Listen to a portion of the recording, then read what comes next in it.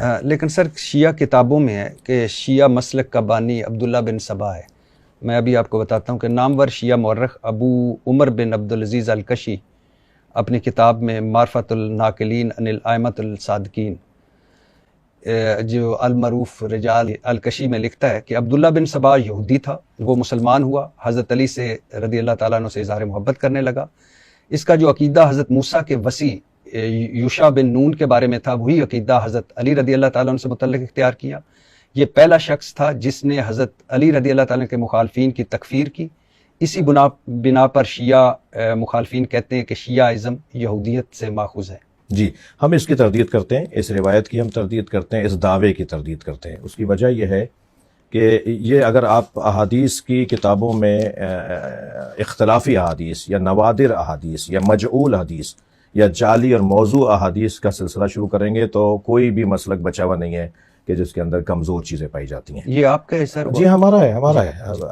آپ ہمیں بحر الانوار کا بھی حوالہ دے سکتے ہیں، مگر میں تو آپ کو اپنی ان کتابوں کی طرف توجہ دلاؤں گا جس میں عبداللہ ابن سبا کو امام علی علیہ السلام نے جلانے کا حکم دیا، زندہ جلانے کا۔ جی میں اگر نامور جو شیعہ مورخ ہے، شیعہ جید عالم ہے، علم الکلام کے ماہر اور فلسفی ہیں، ابو القاسم حسین بن روح نوبختی اپنی کتاب فرقہ الشیعہ میں لکھتے ہیں کہ عبداللہ بن سبا حضرت ابو بکر، حضرت عمر رضی اللہ تعالیٰ عنہ، حضرت ابو بکر رضی اللہ تعالیٰ عنہ، حضرت عثمان رضی اللہ تعالیٰ عنہ، دیگر صحابہ پر تان و تشیع کا آغاز کرنے والوں میں سے تھا۔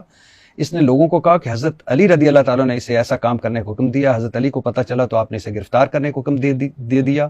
اسے گرفتار کر کے لایا گیا۔ اعتراف کرنے پر حضرت علی نے اسے قتل کرنے کا حکم دیا، مگر لوگوں نے کہا کہ امیر المومنین ایسے شخص کو قتل نہ کریں جو اہل بیت سے محبت کی طرف لوگوں کو بلاتا ہے، جس پر حضرت علی رضی اللہ تعالیٰ نے اسے جلا وطن کر کے ایران کے شہر مدائن کی طرف بھیج دیا۔ جی ہمارا یہی کہنا ہے کہ یہ شخص ضرور تھا، ایک وجود ہے اس کا، مگر نہ ہماری کسی کتاب میں، یعنی میں موٹی دلیل دے رہا ہوں، اگر عبداللہ ابن سبا ہمارا بانی ہے تو ہم اسے حدیثیں لیں نا، ہم اسے روایات کو نقل کریں نا، ہماری کسی معتبر خاص طور پہ عقائد کی کتابوں میں اور احکام کی فقہ کی کتابوں میں عبداللہ ابن سبا سے کوئی روایت نہیں لی جاتی۔ نوبختی کے مطابق یہ یہودی تھا اور اسلام قبول کر کے علی رضی اللہ تعالیٰ کا معتقد ہو گیا، اور یہ پہلا شخص تھا جس نے حضرت علی کی امامت و ولایت کی فرضیت اور آپ کے دشمنوں سے برائت کا عقیدے کا پرچار کیا۔ یہ دعویٰ ہے نا، دیکھیں یہ دعویٰ ہے ان کا۔ نوبختی آپ کا بہت بڑا۔ ہمارا ایک عالم تو دعویٰ نہیں کرے گا، ہمارا ایک عالم تو ہمارا مذہب بیان نہیں کرے گا، جمہور ہمیشہ بیان کرتے ہیں، اکثریت علماء کسی مذہب کے مسلک کے اس مذہب اور اس مسلک کی نمائندگی کرتے ہیں،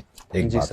دوسری بات یہ کہ ایک عالم نے نہیں، میں تو ابھی اگر آپ اس طرح سے گفتگو کریں گے تو تحریف قرآن کی آپ میرے یہاں لے آئیں گے روایات کے، آپ یہاں محدث نوری نے قائل ہوئے ہیں کہ قرآن میں تحریف ہے، ٹھیک ہے، تو میں 4 حوالے آپ کو دے دوں گا کہ اہل سنت کے علماء نے بھی تحریف کی گفتگو کی ہے، حضرت صحابہ کرام میں بعض شخصیات کو قرآن کی بعض آیات کے جو ہے وہ زیادہ ہونے اور کم ہونے کے دعوے دار ہیں۔ ایسا نہیں ہوتا، اصل میں یہ ہوتا ہے کہ اس وقت فرض کریں کہ عالم تشیع، آج کے عالم تشیع، آپ اس وقت عالم تشیع کیا عبداللہ ابن سبا کو آن کرتا ہے؟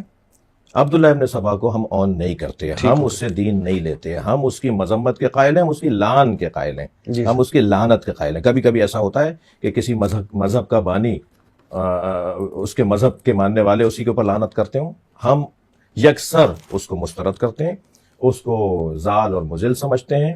ائمہ اہل بیت نے اس کی مذمت کی ہے، مولا علی کا جو آپ نے واقعہ سنایا، اس کے علاوہ بھی ائمہ اہل بیت نے، امام علی نقی علیہ السلام سے، امام جعفر صادق علیہ السلام سے روایات ہیں۔ ہمارے ہاں اس شخص کی سب سے موٹی بڑی دلیل یہ ہے کہ ہم اس سے دین نہیں لیتے، ہمارا اگر بڑا ہوتا، ہمارا اگر سربراہ ہوتا تو ہم اس سے دین لے رہے ہوتے، ہم اس سے مذہب اور دین نہیں